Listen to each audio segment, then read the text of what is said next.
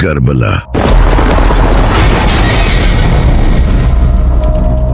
ایک ایسا ریولوشن جس کی وجہ سے کئی بڑی گورنمنٹ تک الٹ گئی، جیسا کہ ایران اور سیریا۔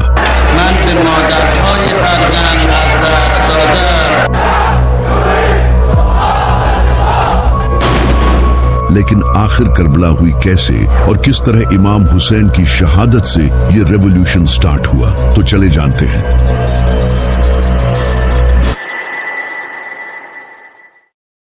جب یزید کو معاویہ نے امام حسن علیہ السلام کی ٹریٹی توڑ کر خلیفہ بنا دیا تو اپنی موت سے پہلے معاویہ نے اپنے بیٹے یزید کو وارن کیا اور کہا کہ حسین سے ہوشیار رہنا، اگر یہ تیرے خلاف کھڑا ہوا تو نہیں بچے گا۔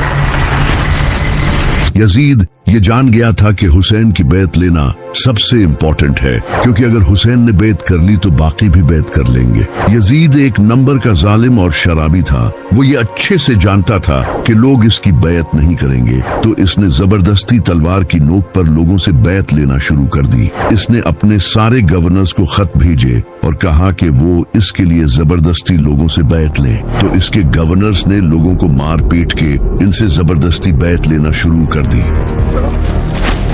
تبھی مدینہ کا گورنر ولید بن عتبہ نے امام حسین علیہ السلام کو رات کے وقت سیکریٹلی بلایا اور کہا کہ وہ یزید کی بیعت کر لے، لیکن امام حسین علیہ السلام نے کہا کہ میں کبھی بھی یزید کی بیعت نہیں کروں گا۔ یہ کہہ کر امام حسین اسی رات اپنی فیملی کو لے کر مکہ چلے گئے، جہاں وہ کئی مہینوں تک رہے۔ جب امام حسین علیہ السلام مکہ میں تھے تو وہاں انہیں کوفے کے کئی لوگوں نے خط بھیجے اور کہا کہ ہمارا آپ کے سوائے کوئی امام نہیں، آپ ہمارے پاس آئیں، ہم آپ کا ساتھ دیں گے اور اس یزید کے خلاف لڑیں گے۔ تو امام حسین علیہ السلام نے مسلم بن عقیل کو کوفہ کی سچویشن کا جائزہ لینے کے لیے بھیجا۔ مسلم بن عقیل کوفہ پہنچے اور وہاں کے لوگوں نے ان کا اچھے سے ویلکم کیا اور 18,000 سے زیادہ لوگوں نے امام حسین کے ہاتھ پر بیعت کرنے کا وعدہ کیا۔ جب یزید کو یہ پتا چلا کہ میرے خلاف لوگ فوج کھڑی کرنے والے ہیں تو اس نے فوراً کوفہ کے گورنر نعمان بن بشیر کو ہٹا کر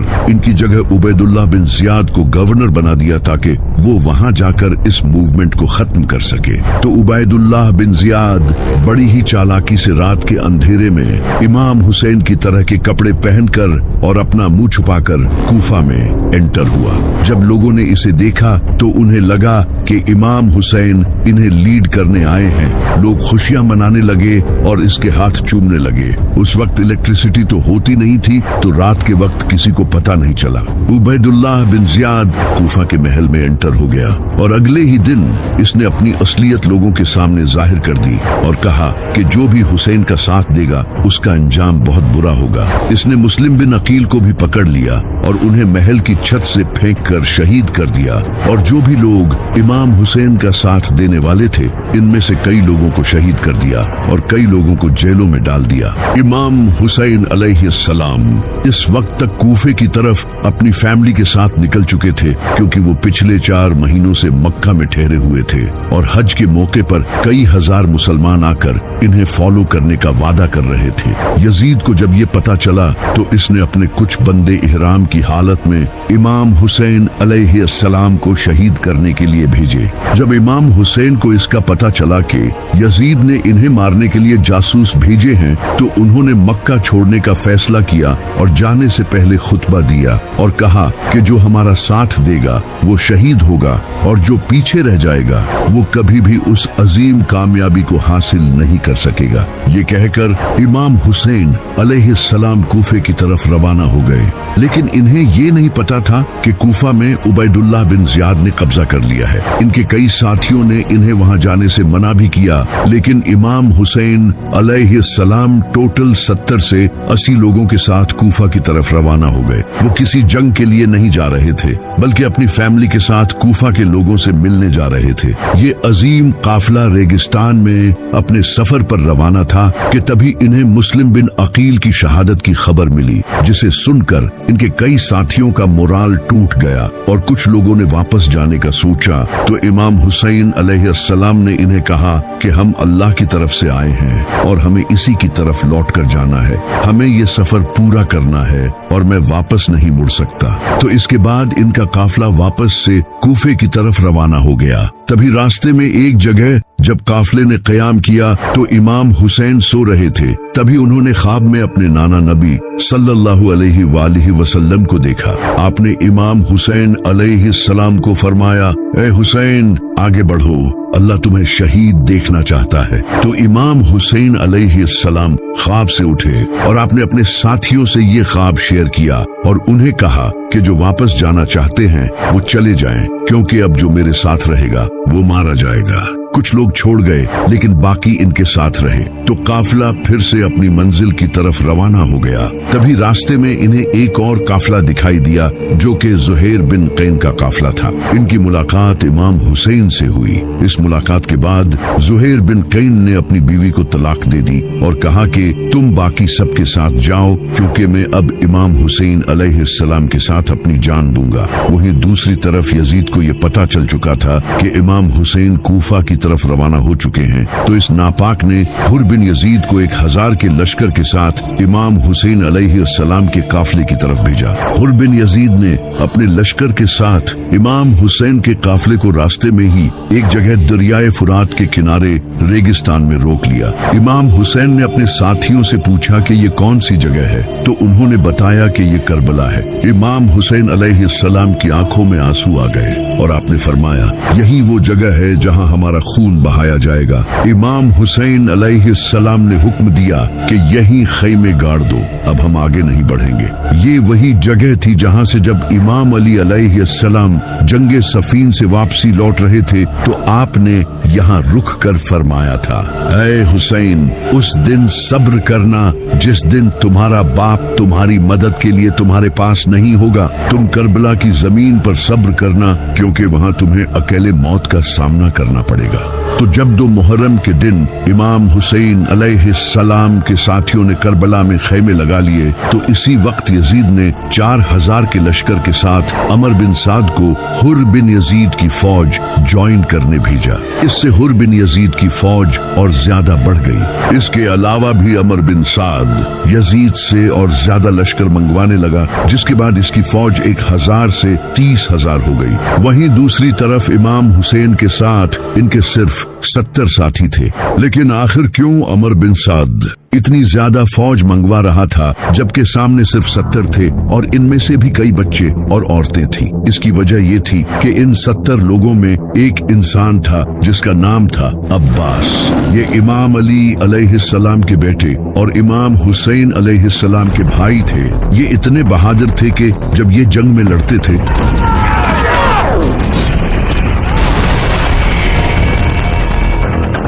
तो लोगों को लगता था कि अली लड़ रहा है। इन्हें इमाम अली अलैहिस्सलाम ने तहज्जुद में अल्लाह से मांगा था। आपने दुआ की थी, ऐ अल्लाह, मुझे ऐसा बेटा अता फरमा जो मेरे बेटे हुसैन को इसकी तन्हाई के दिन सहारा दे। मुझे ऐसा बच्चा अता कर जो हुसैन का वफादार हो, जो करबला में इसके साथ खड़ा हो, जो इसके लिए अपनी जान दे और मौत के सामने न झुके। तब जाकर अल्लाह ने उन्हें अब्बास जैसा बेटा दिया। इसी वजह से अमर बिन साद लगातार फौज मंगवा रहा था, क्योंकि सामने अब्बास खड़ा था। तो इमाम हुसैन ने कूफा के लोगों को एक खत लिखा उन्हें अपनी इस कंडीशन के बारे में बताने के लिए, लेकिन वो खत कभी कूफा के लोगों तक पहुंचा ही नहीं। इमाम हुसैन और इनके साथी शदीद प्यास बर्दाश्त कर रहे थे, क्योंकि अमर बिन साद ने 500 फौजी फुरात के किनारे खड़े कर दिए थे। इस वक्त रेगिस्तान में शदीद गर्मी थी, सूरज सर पर था, बच्चे रो रहे थे और इनके होंठ सूखे पड़े थे। यहाँ तक कि औरतें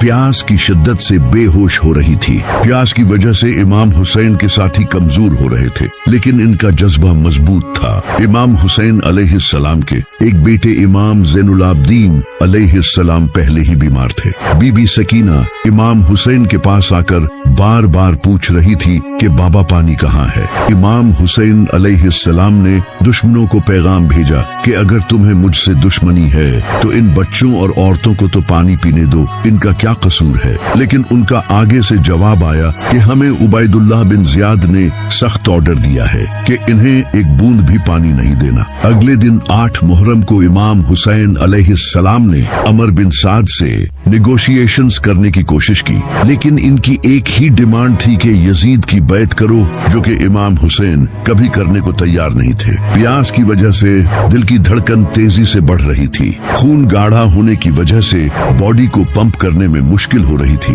ब्रेन फंक्शंस कम हो रहे थे और ये सब बच्चों में और ज्यादा हो रहा था। 9 मुहर्रम का दिन आ चुका था और इसी आजमाइश में 9 मुहर्रम का दिन भी गुजर गया। इमाम हुसैन अलैहिस्सलाम ने सारी रात इबादत की और अपने साथियों से कहा, तुम अब जा सकते हो, दुश्मनों को सिर्फ मेरी जान चाहिए, मैं नहीं चाहता कि मेरी वजह से किसी की जान जाए। इसके बाद इमाम हुसैन ने चिराग बुझा दिया और जब थोड़ी देर बाद चिराग जलाया तो इनका एक भी साथी इन्हें छोड़कर नहीं गया।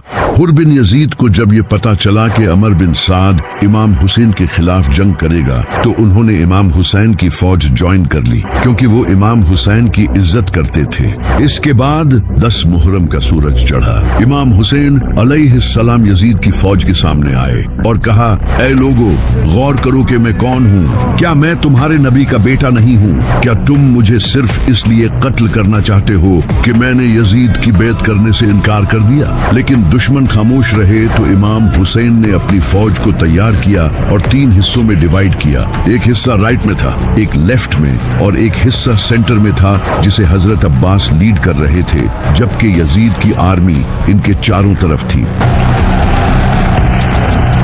तो फज्र की नमाज के बाद जंग शुरू हुई।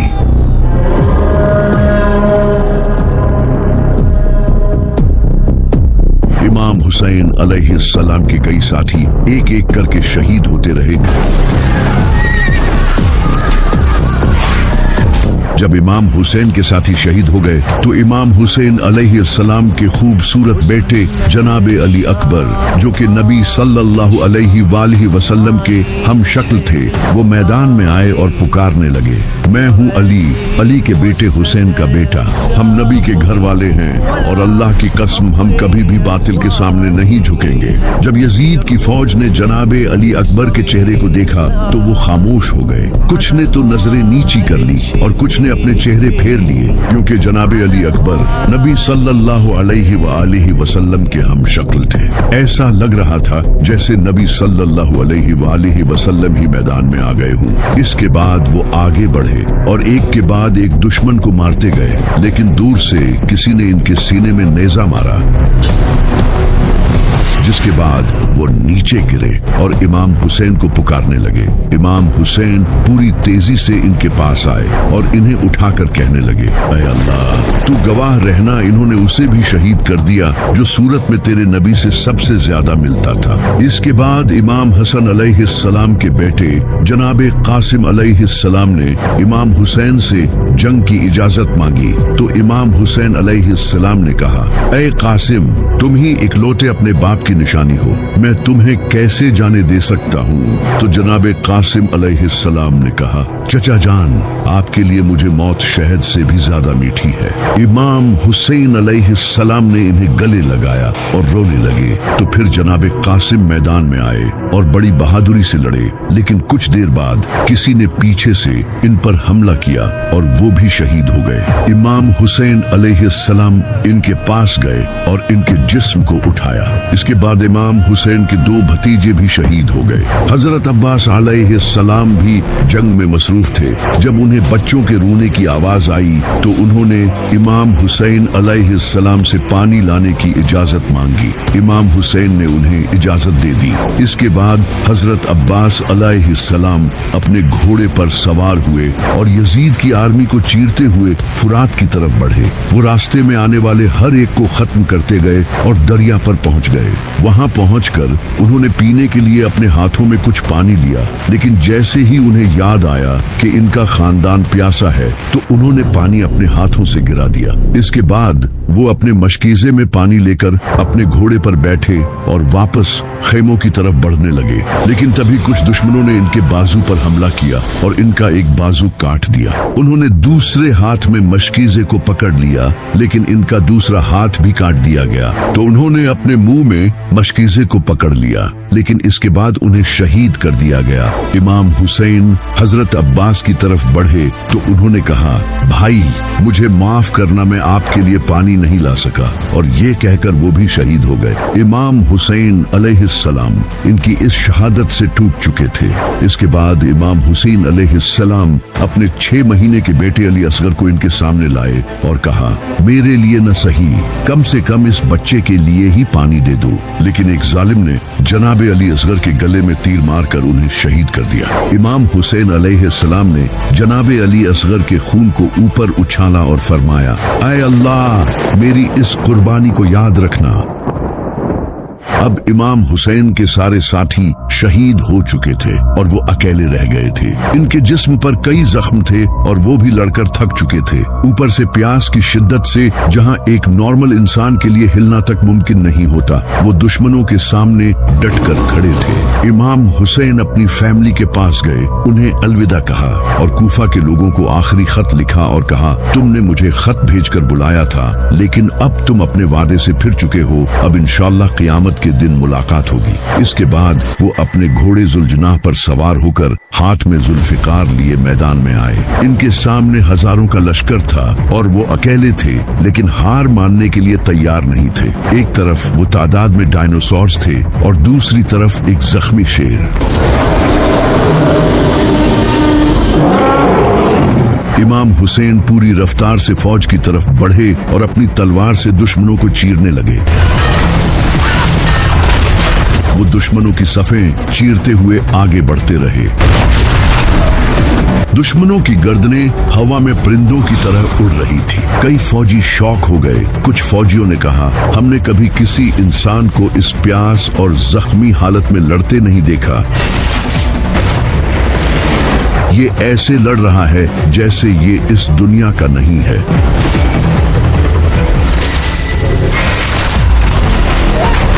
यजीद की फौज के कई कमांडर्स ने एक साथ हमला करने का कहा, लेकिन कोई भी इमाम हुसैन को फेस करने